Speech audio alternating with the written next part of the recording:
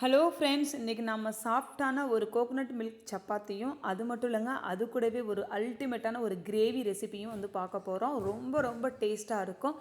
நீங்களும் வீட்டில் ட்ரை பண்ணலாம். அவ்வளோ டேஸ்ட்டாக சாஃப்டாக ஒரு சப்பாத்தி கூட இந்த குருமாவை ஊற்றி சாப்பிட்டீங்க அப்படின்னா 10 இல்லைங்க 20 சப்பாத்தி கூட சாப்பிடுவாங்கங்க. அந்த அளவுக்கு ஒரு டேஸ்ட்டான சப்பாத்தியும் ஒரு குருமாவும் தான் நம்ம இன்றைக்கி பார்க்க போகிறோம். இப்போ தான் நம்ம சேனலை ஃபஸ்ட் டைம் பார்க்குறீங்க அப்படின்னா மறக்காமல் லைக் பண்ணுங்கள், ஷேர் பண்ணுங்கள், கமெண்ட் பண்ணுங்கள், சப்ஸ்கிரைப் பண்ணுங்க. வாங்க நம்ம வீடியோக்குள்ளே போயிடலாம். இதுக்கு நாம் கொஞ்சமாக வந்துட்டு தேங்காய் துருவல் எடுத்துக்கலாம். அதில் வந்து நல்லா தண்ணி ஊற்றி நல்ல ஒரு பைன் பேஸ்ட்டாக வந்து அரைச்சிக்கலாம். இதை வந்து நம்ம வந்து தண்ணியே ஊற்றாமல் நம்ம ஃபஸ்ட்டு ஊற்றினோம் இல்லையா, அந்த தண்ணி மட்டும்தாங்க, அரைக்கும்போது ஊற்றின தண்ணி மட்டும்தான். இதே போட்டு நம்ம நல்லா வந்து ஃபில்ட்ரு பண்ணி எடுக்க போகிறோம். ஏன்னா நம்மளுக்கு வந்து இந்த முதல் பால், அந்த கெட்டியான பால் மட்டும்தான் நம்மளுக்கு வந்து தேவை. அதுக்காக தான் வந்து சொல்கிறேன். பாலை வந்துட்டு சிறிய வடிகட்டி வச்சு நீங்கள் வந்து ஃபில்ட்ரு பண்ணுங்கள். நீங்கள் வந்து டீ எல்லாம் ஃபில்ட்ரு பண்ணுவீங்க இல்லையா, அதே வடிகட்டி தான். ஏன் நம்ம இதில் வச்சு ஃபில்ட்ரு பண்ணுறோன்னா, இதில் நம்ம ஃபில்ட்ரு பண்ணும்போது சின்ன சின்ன தோல்கள்லாம் வந்து இருக்காது. நல்லா வந்து பியூராக வந்து அந்த பால் மட்டும்தான் வந்து இருக்கும். அதனால தான் வந்து இந்த மாதிரி சின்னதாக வந்துட்டு உங்களை வந்து ஃபில்ட்ரு பண்ண சொல்கிறேன். இப்போ நாம் நல்லா அந்த பாலை வந்து ஃபில்ட்ரு பண்ணி எடுக்க போகிறோம். இப்போ பாருங்கள், இந்த பால் எவ்வளோ கெட்டியாக இருக்குன்னு பாருங்கள். கையிலே பாருங்கள் நல்லா வந்து ஒட்டுதுங்க. அந்த அளவுக்கு வந்துட்டு பால் வந்து அவ்வளோ கெட்டியாக வந்து இருக்கும். இந்த மாதிரி இருந்தால் தான் நம்மளுக்கு சப்பாத்திக்கு வந்து கரெக்டாக வரும். அப்போ தான் திரி திரியாக மேலே வந்து சப்பாத்தியில் இருக்கு இல்லையா, பரோட்டா கூட தோற்று போயிருங்க. அந்த அளவுக்கு டேஸ்ட் வந்து இதில் இருக்குங்க. இப்போ நாம் இந்த தேங்காய் பால் வந்து 1 டம்ளர் வந்து இருக்குங்க. இதுவே நம்மளுக்கு வந்து போதும். இதில் வந்து நம்ம வந்து கோதுமை மாவு வந்து ஆட் பண்ணிக்கலாம். ஆட் பண்ணிவிட்டு தேவையான அளவு உப்பு போட்டு இந்த மாவோட கொஞ்சம் கொஞ்சமாக வந்து தேங்காய் பாலை ஊற்றி நாம் வந்து மாவை வந்து பிசைய போகிறோம். இந்த மாதிரி நீங்கள் வந்துட்டு சப்பாத்தி பிசைய போகிறீங்க அப்படின்னா நல்லா வந்து பிசைங்க. ஒரு 5 மினிட்ஸ் அல்லது 10 மினிட்ஸ் நல்லா வந்து பிசையணும். அப்போனா தான் இந்த சப்பாத்தி வந்து சாஃப்டாக வரும். அது மட்டும் இல்லைங்க, இந்த மாதிரி கொஞ்சம் கொஞ்சமாக ஊற்றி தான் வந்து நம்ம வந்து பிசைய ஆரம்பிக்கணும். அப்படியே ஊற்றிட்டோம் அப்படின்னா நம்மளுக்கு வந்து இந்த சப்பாத்தியோடைய டேஸ்ட் வந்து சுத்தமாக வந்து மாறிடும். அதுக்காக தான் வந்து சொல்கிறேன். உங்களுக்கு வந்து ஃபைனலாக நான் வந்து ஊற்றினதுக்கு அப்புறம் வந்து நான் வந்து காமிக்கிறேன். இங்கே பாருங்கள், எல்லா பாலையும் வந்து ஊற்றி நம்ம இந்த மாதிரி வந்து பிசைஞ்சாச்சு. மாவு வந்து நீங்கள் பிசையும் போதே உங்களுக்கு வந்து நல்லா வந்து சாஃப்ட் வந்து இருக்கும். அது வந்து உங்களுக்கு பிசையும் போது தேங்காய் பாலோட இந்த கோதுமை மாவு சேர்க்கும்போது அவ்வளோ சாஃப்டாக இருக்கும். சாஃப்ட்டுக்கு சொல்லவே வேணாங்க. அது மட்டும் இல்லைங்க, டேஸ்ட்டு பார்த்தீங்க அப்படின்னா அல்டிமேட்டாக இருக்கும். நான் வந்து இப்போ ஒரு 10 நிமிஷம் வந்து நல்லாவே வந்து மாவு வந்து பிசைஞ்சிட்டேன். உப்பு மட்டும்தான் வந்து சேர்த்துருக்கேன். இது கூட நம்ம வந்து எண்ணெயோ நெய்யோ எதுவுமே ஆட் பண்ணலை. இப்போ இந்த மாவை நாம் என்ன செய்ய போகிறோன்னா க்ளோஸ் பண்ணி வைக்க போகிறோம். ஒரு 1/2 hour வந்துட்டு நீங்கள் வந்து க்ளோஸ் பண்ணி வச்சிங்கன்னாவே வந்து போதும். இப்போ நம்ம மாவு ரெடி பண்ணியாச்சு. இப்போ என்ன செய்ய போகிறோன்னா குருமா தான் ரெடி பண்ண போகிறோம். இதுக்கு கடாயில் சூடு பண்ணிவிட்டு கொஞ்சமாக வந்துட்டு நம்ம வந்து இஞ்சியும் பூண்டும் வந்து தட்டி, அதாவது இடித்து தான் வந்து நான் வந்து வச்சுருக்கேன். அதை போட்டு நல்லா வந்து ஃப்ரை பண்ணிக்கலாம். எண்ணெய் வந்து பார்த்திங்க அப்படின்னா கொஞ்சமாக வந்துட்டு நீங்கள் எவ்வளோ வேணுமோ அவ்வளோ சேர்த்துக்கிறங்க. இதிலே பார்த்திங்கன்னா கொஞ்சமாக வந்துட்டு பெருஞ்சீரகம் கொஞ்சம் வந்து சேர்த்துக்கிறங்க. அது கூட பார்த்திங்கன்னா பெரிய வெங்காயம் வந்து 1 வெங்காயம் நான் வந்து இன்றைக்கி வந்து போட்டிருக்கேன். அந்த பெரிய வெங்காயத்தை நீங்கள் வந்து சேர்த்துக்குங்க. சேர்த்துட்டு எல்லாத்தையும் ஒன்றா சேர்த்து இந்த மாதிரி வந்து நல்லா வந்து வதக்குங்க. வெங்காயம் வந்து நல்லா வந்து வதங்கணும். நம்ம வெங்காயம் வதங்கினதுக்கு அப்புறமா மித்ததெல்லாம் வந்து போட்டுக்கலாம். இந்த குருமா வந்து ரொம்ப ரொம்ப சிம்பிள் தான். எந்த காய்கறியும் நம்ம போட போகிறதில்ல. சிம்பிளாக இருக்கும். ஆனால் அதேவே டேஸ்ட்டு பார்த்திங்க அப்படின்னா ரொம்ப ரொம்ப சூப்பராக வந்து இருக்கும். இப்போ நம்மளுக்கு வெங்காயம் வதங்கினதுக்கு அப்புறமா இது கூடயே பார்த்திங்கன்னா ஒரு கேப்சிகம் வந்து நான் வந்து போட்டிருக்கேன். இந்த கேப்சிகம் தான் ரொம்ப ரொம்ப சூப்பராக வந்து இருக்கும் இந்த குருமாவுக்கு. இப்போ இதை போட்டு நல்லா வந்து வதக்கிக்கலாங்க. நம்ம வந்து கேப்சிகம் வந்து நல்லா வந்து வேகணும். அதாவது எண்ணெயிலே வந்து வேகணும். தண்ணி வந்து ஊற்றக்கூடாது. நல்லா வந்து வேகட்டும். அது வரைக்கும் நல்லா வந்து வதக்கி விடலாம் நம்ம. இப்போ நம்ம அது கலர் வந்து கொஞ்சம் சேஞ்ச் ஆகும். அது வரைக்கும் வந்து வெயிட் பண்ணலாம்.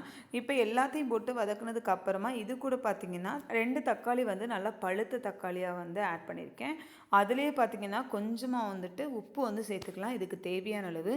இப்போ இந்த தக்காளி வந்து நல்லா மசியணும். தக்காளி மட்டும்தான் நல்லா வேகும். கேப்சிகம் வந்து அப்படியே தான் வந்து இருக்கும். ஏன்னா கொஞ்சம் பெருசு பெருசாக தான் வெட்டி போட்டிருக்கேன். ஏன்னு கேட்டிங்கன்னா கொஞ்சம் பெருசாக போட்டால் தான் சீக்கிரமாக வந்து நம்ம இந்த மாதிரி வதக்கும் போது குழையாது. அதுக்காக தான் வந்துட்டு நான் வந்து இதை கொஞ்சம் பெருசாகவே வந்து கட் பண்ணி போட்டிருக்கேன்.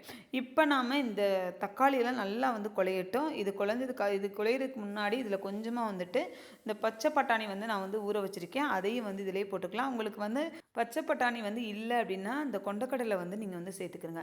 இப்போ இது எல்லாத்தையும் போட்டு நல்லா வதக்கிட்டு நாம் வந்து தக்காளி வந்து வதங்குற வரைக்கும் நம்ம வந்து இதை வந்து அப்படியே வந்து வதக்க போகிறோம். நம்ம உப்பு போட்டனால அது கொஞ்சம் சீக்கிரமாகவே வந்து வதங்கிடும். இப்போ இது கூட கொஞ்சமாக வந்து மஞ்சள் தூள் வந்து ஆட் பண்ணிக்கலாம். இப்போ பாருங்கள், தக்காளி பார்த்திங்கன்னா நல்லாவே நம்மளுக்கு வந்து மசிஞ்சிருச்சு. இது கூட கொஞ்சம் மஞ்சள் தூள், காரத்துக்கு ஒரு 1 டீஸ்பூன் அளவுக்கு நான் வந்து இன்றைக்கி வந்து மிளகாய் தூள் தான் வந்து ஆட் பண்ணியிருக்கேன். அது கூட பார்த்திங்கன்னா ஒரு 1/2 டீஸ்பூன் அளவுக்கு கரம் மசாலா, அவ்வளோதாங்க. நம்ம வந்து ஃபைனலாக வந்து மல்லித்தூள் வந்து ஆட் பண்ணிடலாம். இப்போ இது மட்டும் போட்டுட்டு நல்லா வந்து வதக்க போகிறேன். வதக்குனதுக்கப்புறம் பாருங்கள், தக்காளி வந்து நம்மளுக்கு வந்து நல்லாவே வந்து மசிஞ்சிருச்சு. இதில் வந்து தேவையான அளவு வந்து தண்ணி வந்து இன்றைக்கி வந்து நம்ம வந்து ஊற்றிக்கலாம். இதில் வந்து நம்ம கொஞ்சமாக வந்து தண்ணி ஊற்றிட்டு, நான் வந்து கொஞ்சம் தேங்காய் வந்து கொஞ்சமாக வந்து அரைச்சி வச்சுருக்கேன்.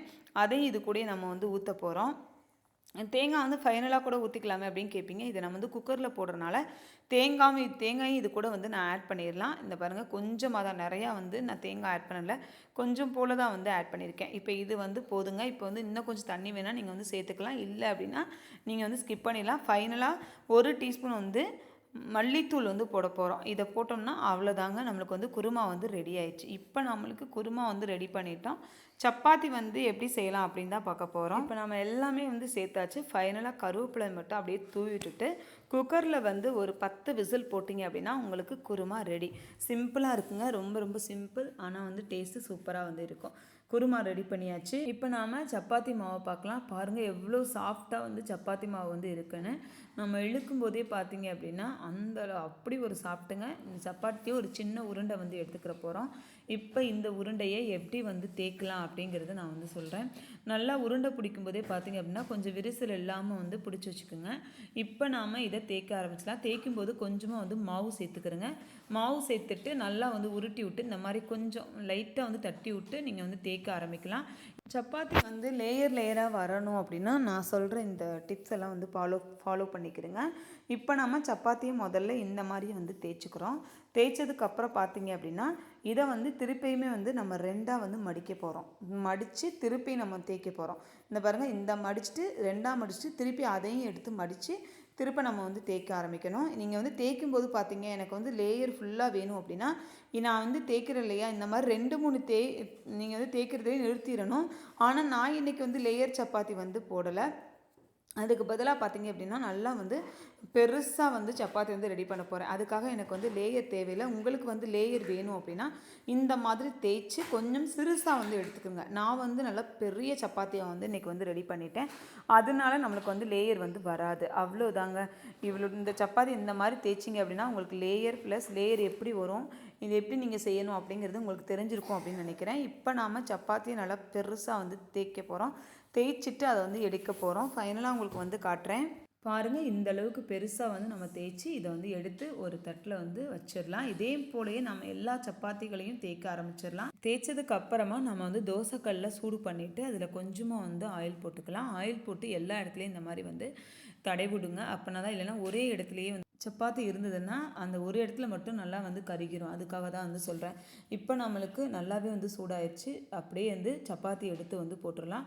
போட்டுட்டு நீங்கள் வந்து இந்த சப்பாத்தி பார்த்தீங்க அப்படின்னா கொஞ்சம் வந்து டைம் எடுக்கும். ஆனால் வந்து கொஞ்சம் கருகிறதுக்கு வந்து லேட் ஆகும். ஆனால் இதே இது நார்மல் சப்பாத்தி அப்படின்னா போட்ட உடனே என்ன ஆயிரும், நம்மளுக்கு நல்லா வந்துட்டு கருக ஆரம்பிச்சிடும். ஆனால் இந்த சப்பாத்திக்கு கொஞ்சம் லேட் ஆகும். அதாங்க இதில் உள்ள ஸ்பெஷலே. இப்போ பாருங்கள், ரொம்ப நேரமாக ஆகுது நம்மளுக்கு. இப்போ கொஞ்சம் கொஞ்சமாக திருப்பி நம்ம இந்த சைடு அந்த சைடும் திருப்பி விட்டு எடுத்தோம் அப்படின்னா சூப்பரான ஒரு சப்பாத்தி நீங்களும் வந்து ரெடி பண்ணிடலாம். இந்த மாதிரி ஹெல்த்தியாக டிஃப்ரெண்ட்டாக வந்து நீங்கள் வந்து உங்கள் குழந்தைங்களுக்கு வந்து ரெடி பண்ணி கொடுங்க. அப்போனா தான் அவங்க வந்து விரும்பி சாப்பிடுவாங்க. பாருங்கள், நான் வந்து ஒரு 5 நிமிஷமாவது இந்த சப்பாத்தியை வந்து இந்த சைடு அந்த சைடு போட்டுக்கிட்டே இருந்தேன். எனக்கு வந்து கருகவே வந்து இல்லை.